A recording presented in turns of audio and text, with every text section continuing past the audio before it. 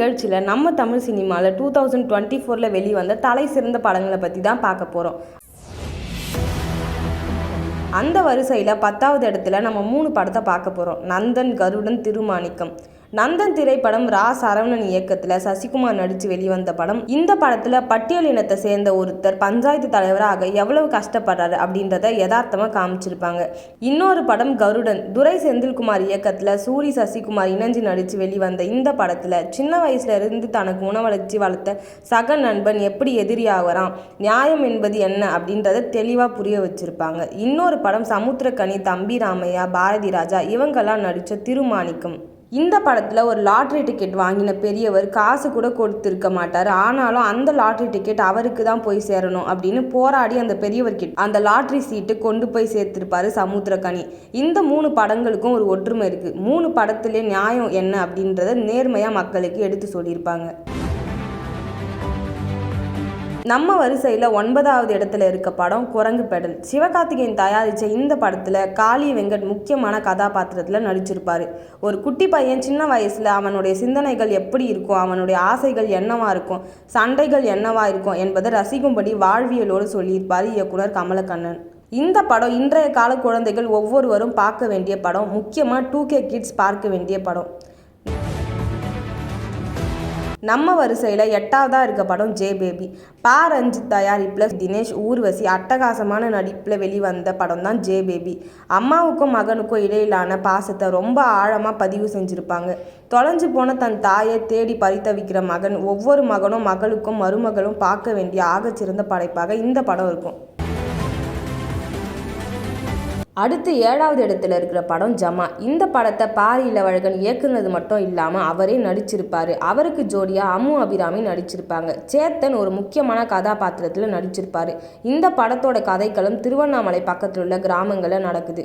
தெருக்கூத்து நடத்தும் ஜமாவில் இருக்க ஒரு ஆள் அர்ஜுனன் வேஷம் கட்டிடணும்னு எப்படியாவது போராடுறாரு.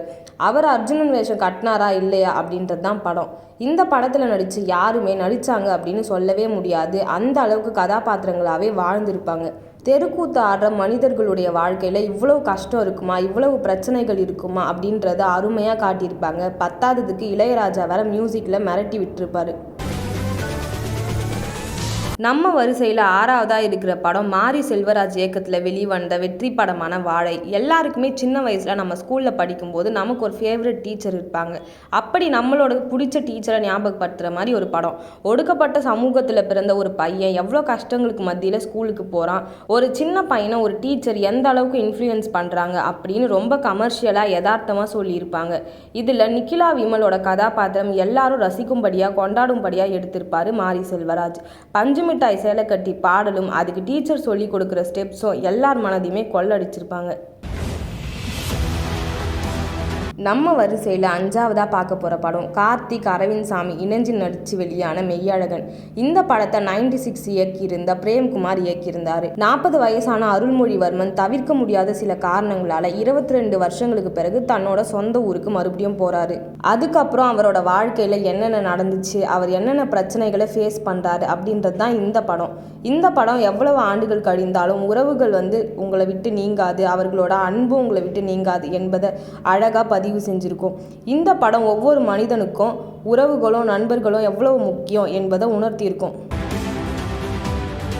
நம்ம வரிசையில் 4வதாக இருக்க படம் பா ரஞ்சித் இயக்கத்தில் சியான் விக்ரம் நடித்த தங்கலான். இந்த படம் கோலார் கோல்ட்ஃபீல்ட் கதையை களமாக கொண்டு, அதாவது KGF அடிப்படையாக கொண்டு எடுத்திருப்பாங்க. தங்கத்தை தேடி எடுக்க நினச்ச ஆங்கிலேயர்கள் யாரை பயன்படுத்தி அந்த தங்கத்தை எடுத்தாங்க, ஒடுக்கப்பட்ட மக்கள் KGFல எப்படி போய் அடிமைகளாக மாட்டினாங்க, அவர்கள் அங்கே சந்தித்த சவால்கள் சறுக்கல்கள் என்ன அப்படின்றத ரொம்ப ஆணித்தனமாக சொல்லியிருப்பார் ரஞ்சித். அவருக்கே உரித்தான பாணியில் முதலாக பெண்கள் ஜாக்கெட் அணியும் போது எப்படி உணர்ந்திருப்பாங்க அப்படின்னு அவர் காட்டிய விதம் அனைத்து பெண்களின் மனதிலும் ஆழமாக சென்றிருக்கும். தங்கம் எடுக்கும் தங்கலான் மதிப்பு உயர்வதற்கு உயிரை கொடுத்து நடிச்சிருப்பாரு சியான் விக்ரம்.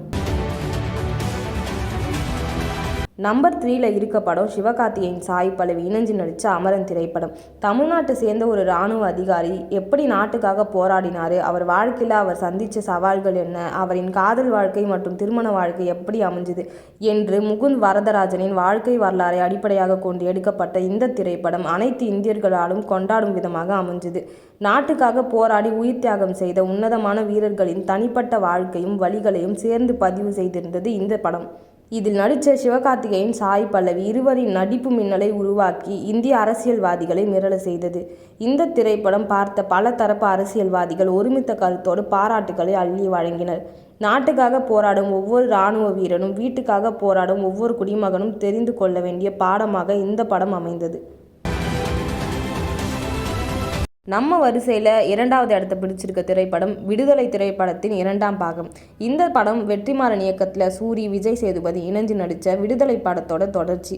அதிகார வர்க்கங்களும் ஆதிக்க சக்திகளும் மக்களை எதற்காக ஒடுக்குறாங்க, ஒவ்வொரு முறையும் அதை எதிர்த்து போராட உருவாகிற தலைவர்கள் மரணங்கள் எதற்காக மறைக்கப்பட்டது, மக்களுக்காக போராடியவர்கள் ஏன் வன்முறை பாதையை தேர்வு செஞ்சாங்க, அவர்கள் சந்தித்த சவால்கள் என்ன என்பதை எந்த வரலாற்று சம்பவங்களையும் குறிப்பிடாம ஆனால் அனைத்து சம்பவங்களையும் ஒன்றிணைச்சு ஒரு சம்பவமாக செஞ்சிருப்பாரு வெற்றிமாறன். அதிகாரம் எவ்வளவு முக்கியம், அதிகாரமும் பதவியும் ஒருத்தனை எந்த அளவுக்கு மாற்றும் என்பதை தெள்ள தெளிவாக காட்டியிருப்பாரு வெற்றிமாறன்.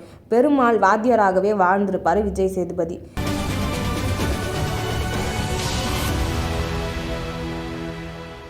நம்ம லிஸ்ட்டில் 2024 வெளியாகி முதல் இடத்த பிடிச்சிருக்க திரைப்படம் விஜய் சேதுபதி நட்டி இணைஞ்சு நடித்த மகாராஜா திரைப்படம். ஒரு குப்பை தொட்டிக்கு லக்ஷ்மின்னு பேர் வச்சுட்டு லக்ஷ்மி காணும் அப்படின்னு கம்ப்ளைண்ட் கொடுக்க ஸ்டேஷனுக்கு வந்த விஜய் சேதுபதி, இதெல்லாம் ஒரு கேஸா, இதை நான் எடுத்து விசாரிக்கணுமான்னு அடம் பிடிச்ச நட்டியை காசு கொடுத்து கன்வின்ஸ் பண்ணி கேஸை விசாரிக்க வைக்கிறார் விஜய் சேதுபதி. இதுக்கப்புறம் இந்த கேஸ் எதை நோக்கி டிராவல் ஆச்சு, கடைசியில் அந்த லக்ஷ்மி கிடைச்சதா இல்லையா அப்படின்றது தான் படம். இந்த படம் ஒரு சாதாரண சலூன் கடை வியாபாரி தன் மகள் மீது எவ்வளோ பாசம் வச்சிருக்காரு அப்படின்றதையும், அவர் தன் வாழ்க்கையில எவ்வளவு இழந்தாலும் எப்படி மகாராஜா வாழ்கிறாரு என்பதையும் நித்திலன் சுவாமிநாதன் அழகா பதிவு செஞ்சிருப்பாரு. இன்னைக்கு நாம பார்த்த லிஸ்ட்ல உங்களுக்கு பிடிச்ச படம் எதுன்னு கமெண்ட்ல சொல்லுங்க. இந்த படத்தை மிஸ் பண்ணிட்டீங்க அப்படின்ட்டு தோன்ற படத்தை கமெண்ட்ல சொல்லுங்க. இந்த லிஸ்ட்ல சொல்லியிருக்க படங்கள்ல நீங்க ஏதாவது படத்தை பார்க்க மிஸ் பண்ணியிருந்தீங்கன்னா உடனே போய் பாருங்க.